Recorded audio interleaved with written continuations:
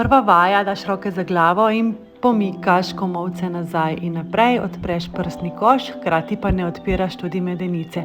Torej, gibanje poteka samo v zgornjem delu. Druga vaja, nasloniš komolce na mizo in se stolom pomakneš naprej in nazaj.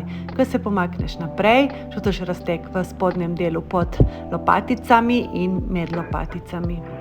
To ponavljaš počasi in kontrolirano. Naslednja vaja je tako, da daš nogo na stol, lahko jo opustiš tudi dol in narediš kontra zasuk.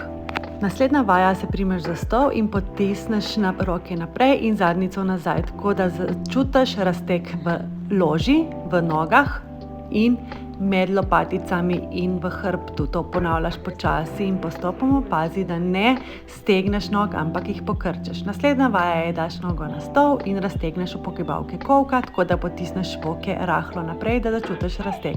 In če vas boli v zapestju, to naredite tako, da date roke na mizo in počasi in postopoma potiskate naprej in nazaj.